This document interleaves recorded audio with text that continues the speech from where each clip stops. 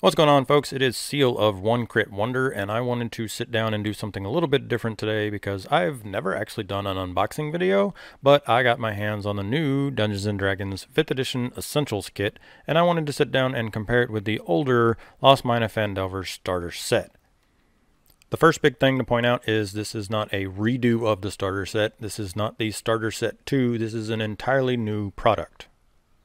Starting on the front of the box, the first key difference is that this notes it is for 2 to 6 players. One of the big gripes I had about the starter set was it was balanced for a certain number of players plus one dungeon master, and there was nothing really provided in the kit to teach new people what they needed to do if they only had 2 or 3 party members opposed to the full set of 5. Next, we'll note down at the bottom, one says everything you need to start playing. This one says everything you need to create characters and play new adventures, because this does actually include the rules for character generation, which was something that the original starter set did not do. Jumping to the back of the box, we can see how the Essentials Kit sets itself apart from the starter set. The starter set has a 64-page adventure and 32-page rulebook, whereas the Essential Kit has a 64-page rulebook because it has character creation rules, and then the Dragon of Icespire Peak introductory adventure. The starter set has 5 pre-generated character sheets and 6 polyhedral dice, whereas the Essential Kit has 6 blank character sheets. You have the rules to create your own, and then the 11 polyhedral dice. It includes 2 20-sided die so that you can roll using the advantage mechanic and not have to roll the same dice twice. And then it has 4d6 so that you can roll each of your character stats during character generation and not have to roll the same 6-sided dice 4 times. While the starter set stops there, the Essentials Kit includes a Dungeon Master screen, double-sided poster map, 81 cards for conditions, magic items, sidekicks, and initiative, and then a box to keep them in. But it also includes codes for discounts and digital products on D&D Beyond. Having finished with the outside of the box, we'll go ahead and pop it open so we can see what is inside. On top is our set of 11 polyhedral dice. As noted, there are 2 20-sided die and 4 6-sided dice so that you can roll things like advantage and character stats and not have to keep rolling the same die over and over. Next, we have our glossy advertisement page with the starter set, the Essentials Kit, the 3 core books, and then all of the add-on materials that you can acquire for D&D. On the back is my D&D Beyond codes, so I will not show those off to the internet because I may in fact use them. Next up is our little cardboard guy that you can fold into shape, and then there are 81 cards in here. That'll be a handy storage box for them. We come to our first book, which is the adventure book itself. It is soft cover, about 1/8 of an inch thick. On the back of it is just a map key of what the different maps mean, but this is the adventure itself so that you can face the dragon at Icespire Keep. Next up is those 81 cards that it mentions. The first one is initiative. Whoa, crazy. It's just the numbers 1 through 9. They're on perforated cards so that you can tear them out. If you are determining turn order, you can just hand each person what number they are in the order, and then no one has to remember. Next, we have conditions and then combat. So on the back of the combat cards, we have combat step by step. Teaches you about surprise, establishing where everyone's at in terms of positions, how to roll initiative, take turns, and then start the next round. Our conditions are just a breakdown of what each condition is, so that if somebody was to become stunned, you would just have the card for stunned, hand it to them. As long as they are stunned, they can quickly reference what that means, and when they are done, give it back to the Dungeon Master. So the next page is just more conditions, and then we have sidekicks. On the back is a quick breakdown of what each of them are. I believe the stats for the sidekicks are in the adventure book, and I'll break down what sidekicks mean more later. Next is a set of 9 quest cards. I will keep it quick on that side so that there are no spoilers. But there is a bounty board full of quests in town, and then when the party gets a quest, you can just cut out the card and hand it to them. And then finally we have 4 pages with 9 on each of magic items, so that each time the group gets a magic item, they can simply be given the card for that item. Next up is our double-sided poster map. On one side we have a map of the Sword Coast. It looks to be the exact same region. I will turn it sideways so it fits. It is the exact same region that the starter set adventure uses, starting in Neverwinter, making their way down to Phandalin, several adventures around the Neverwinter Wood, and then the Sword Mountains. This adventure, considering this is the Dragon of Icespire Peak, I imagine it takes place at least partially in Icespire Peak. So the interesting thing to note here is that this map would actually be a good handout to have for the starter set itself. So the extras in the Essentials Kit can actually enhance your starter set adventure as well.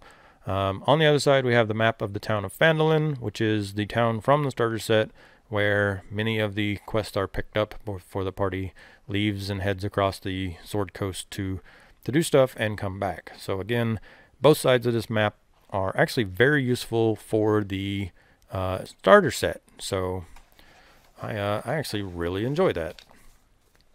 Next up is the Essentials Kit rulebook. This is the actual game rules for making characters and playing the game. The back is a quick reference for conditions again, just like with the cards that you can hand out. And then it is 64 pages, includes spells, the rules for playing the game, and then unlike the starter set, it includes rules for creating characters. We'll go more into depth on it in a moment. We move on to our Dungeon Master's screen. It is one of the thinner cardboard kind. It's not the thick stock as the official Dungeon Master screen or the rehash of it. But those cost you 10 or 15 bucks, so considering that the starter set did not have one, the fact that this one has one at all is impressive. We have our actions in combat, a quick reference of the conditions again, and then our quick reference tables for making, setting DCs or travel pace, encounters, how cover works, light, all of those quick things that a DM wants to look at in quick reference and not have to go flipping through the book. Jumping over to the other side, it's got actually some pretty amazing artwork, starting with the hero characters on their adventure and slowly changing as it makes its way through orcs and other baddies, and then to the white dragon, which I assume is the big bad culmination of the adventure as the dragon at Icespire Peak. And then finally, in the bottom of the box is our 6 blank character sheets, because again, this includes the rules on how to make your own. So, I kind of wish it came with pre-gens and blank sheets. That's just personal preference. But there you have it. There is everything that's in the kit. So let's look at some of the books and stuff in more detail. If we start by comparing the two rule books, the original starter set rulebook is 32 pages and is basically just a bunch of pages stapled together at the spine. So pretty flimsy, but basically just magazine pages, whereas the Essentials rulebook, 64 pages, actually has a spine, no staples, a spined book, so much more durable, and actually has, you know, a cardstock cover to it. So it's more of a book than just a packet of papers. The starter set rulebook, I do not believe contains anything that you cannot get in the free basic rules online. However, looking through the Essentials Kit rulebook, it does look like there is some stuff that you cannot get in the free online rules. So let's go ahead and get this guy out of the way and take a little more in-depth look at this guy. So as we look into the rulebook itself, we will see that there are a few things that are not in the basic online rules, particularly the Bard is included in here. Normally the basic rules just have cleric, fighter, rogue, wizard. And then to go with the bard, we also have the entertainer background.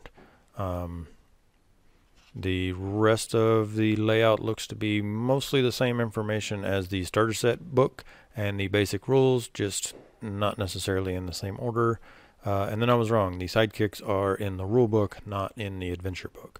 So this book, the very last thing before the back cover, is where we will find the information for our sidekicks if you are playing with one player and one GM.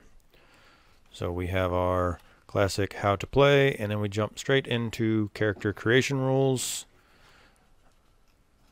A lot of the typical stuff from the free basic online rules. The artwork is pretty great.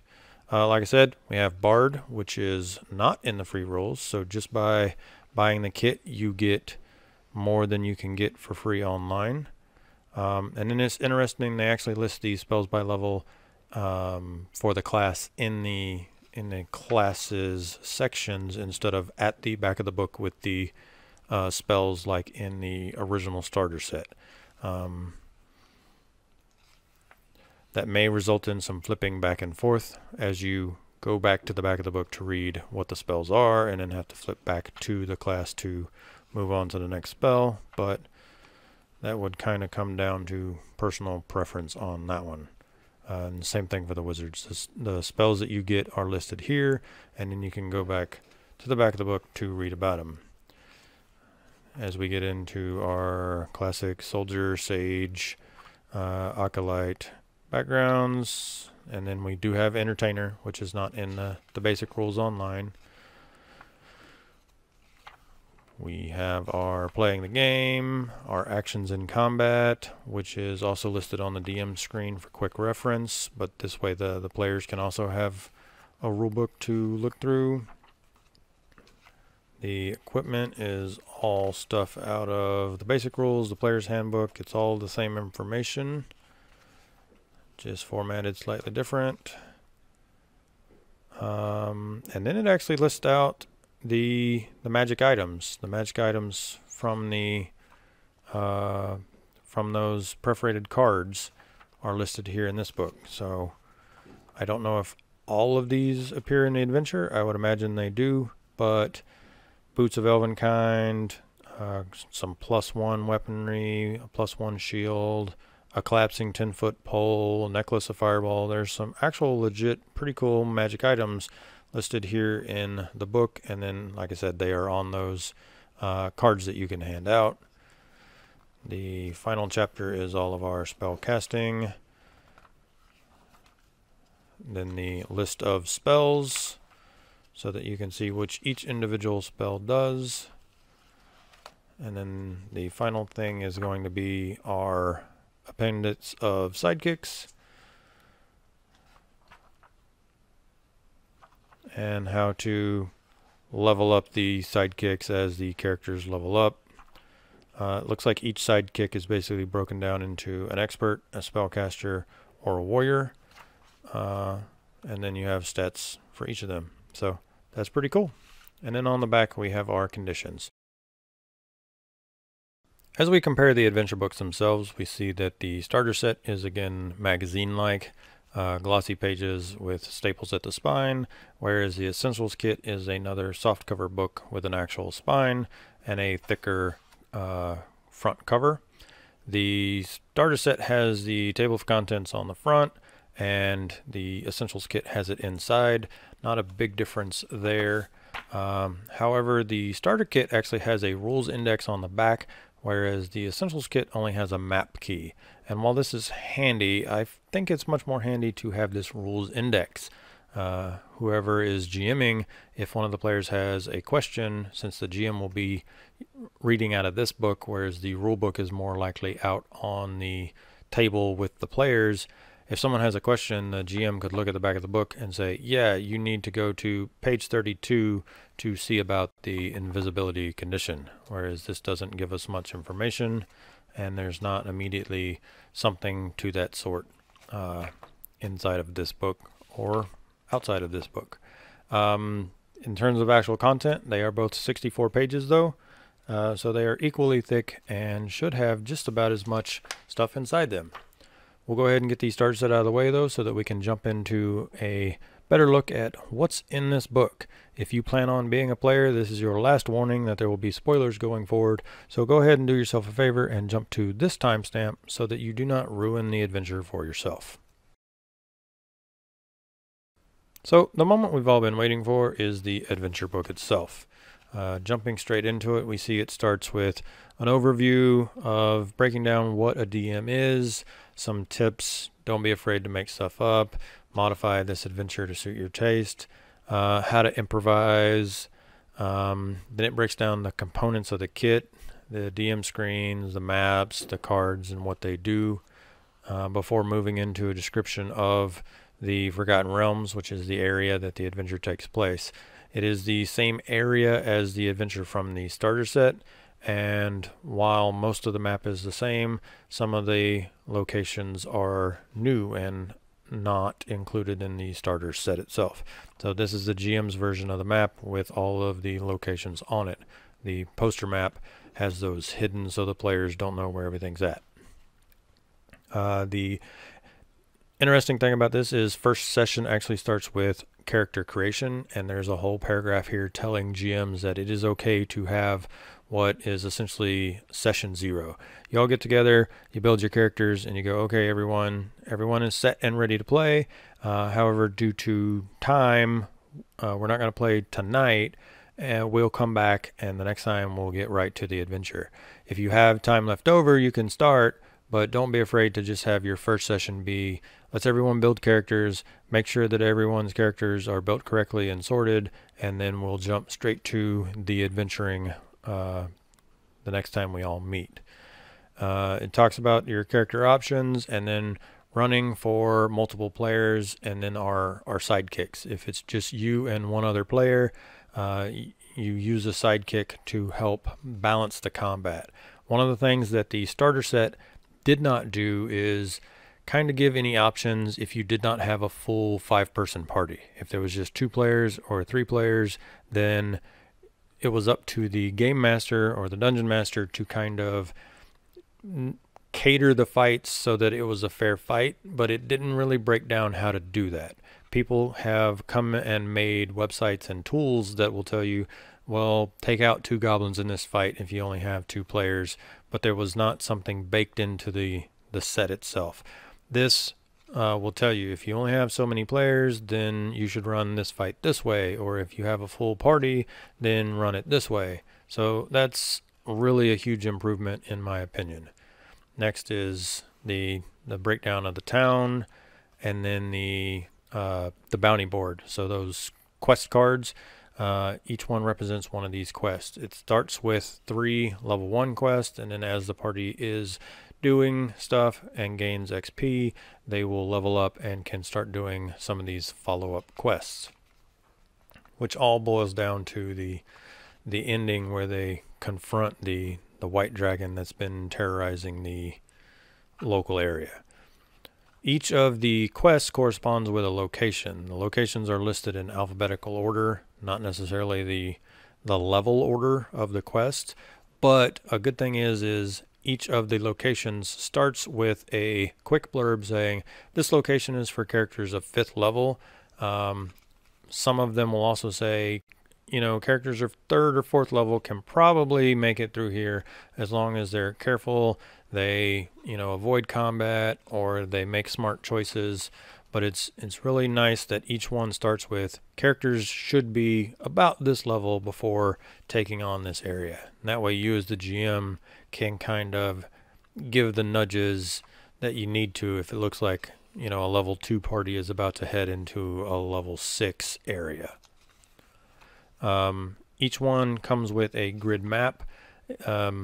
You've probably noticed that this kit does not include maps and miniatures. It is just like the starter set. It relies on theater of the mind, but I think that is actually a better choice. And then if you have the supplies or want to get the supplies to actually draw out the maps or print out maps and use miniatures, then that's a choice that you can make. But it is not something that you necessarily need, especially with how rules light 5th edition is. So again, we're just flipping through all the locations. Some of these are interesting in that they are not tied to a specific quest. They're just locations that the party might end up at, or if they're looking for another place and either get lost or spend too long wandering, you can let them arrive at some of these locations, especially like up in the Neverwinter Wood. So it's great that they included more than just where every single quest is.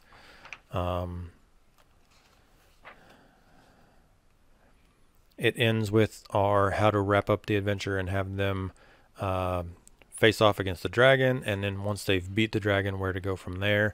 Or if for some reason you had, you know, a total party wipe where all the characters die, how you might make new characters and restart, and maybe even have them visit some of the same places.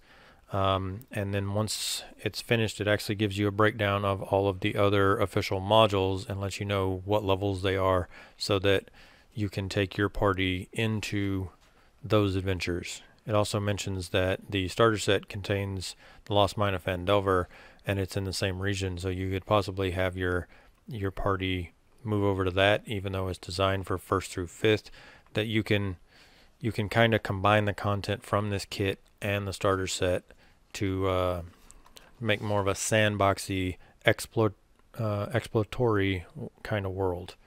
And then we finish off with creatures, stat blocks, their strategies.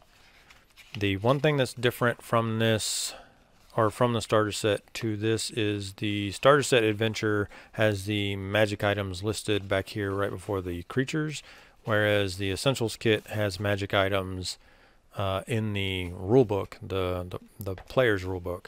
So the magic items are not listed in here, they're in the rulebook and then on those cards, but the adventure and then the creatures in the adventure are all in here. In closing, I really enjoy this kit. I think for the price, you get more than enough stuff in the box, and more importantly, many of the items that you get, you'll be able to use outside of just playing this box itself. Whether you are comparing it to the starter set or whether you're just looking at the kit itself, I think there are definitely more positives than negatives. And once this comes out on a wider release, I think a lot of people are going to enjoy it. I'm especially interested to see if the price eventually drives down, similar to how the starter set is constantly on sale for almost half price. Some of the things that I consider to be big positives are, first of all, lots of extras. The fact that there's a full set of dice and then some is really great. The Dungeon Master screen and the handout cards are all amazing tools that you'll be able to use, not just in this game, but like I said, the original starter set, and then as you move forward into other modules or your own custom content, those things you can carry forward.